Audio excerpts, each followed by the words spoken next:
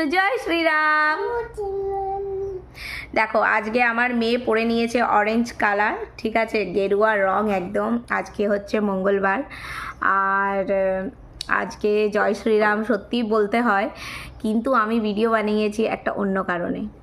ভাই কালকে সারাটা দিন ইনস্টাগ্রাম, ফেসবুক, ইউটিউব ঘেটে ঘুটে একটা জিনিস বুঝতে পেরেছি যে এত লোকে না হোলিতেও গুলাল খেলেনি যত কালকে খেলেছে, ঠিক আছে।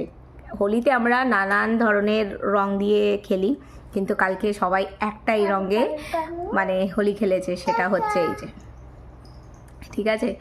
দারুণ ব্যাপার ছিল। এত ভোটের আগের দিনও সবাই এত টেনশানে ছিল কে জিতবে কে জিতবে।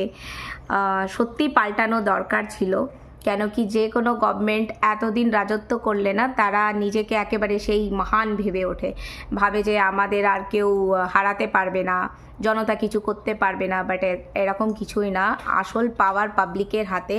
আমরা যদি চাই তো কাউকে উপরে ওঠাতে পারি, আর যদি চাই তাহলে পায়ের নিচেও নামাতে পারি। আমাদের জন্য সবটাই নর্মাল, কিন্তু এই যে পাবলিক ইন্টারেস্ট দেখাতে হবে না। আর বিজেপি এসছে, বিজেপি ভালো কাজ করুক, আমাদের বাংলার উন্নয়ন হোক। আর আমি চাই এই 10 বছরে কোনো ভ্যাকেন্সি যেহেতু বেরোয়নি গভর্নমেন্ট জবের জন্য। আর একটা কথা, আমার হাজব্যান্ড একটা এক্সাম দিয়েছিল, আজ আমার বিয়ে হয়ে গেল, মেয়ে হয়ে গেল, কিন্তু তার রেজাল্ট এখনও বেরোয়নি। তো আমি চাই যে বিজেপি এসছে যখন, তো এডুকেশন, হেলথ, তারপরে মেয়েদের সুরক্ষা, সব জিনিস নিয়ে কাজ করুক, এটাই পাবলিকের আশা আর কি। আর অভয়ার বিচার হোক, যারা মানে সত্যি নোংরা কাজটা করেছে তাদের যেন ফাঁসি হয়। আর আমি তো চাই ফাঁসির থেকেও যদি অন্য কোনো মানে ভয়ঙ্কর শাস্তি থাকে তো সেটা তাদের দেয়া হোক।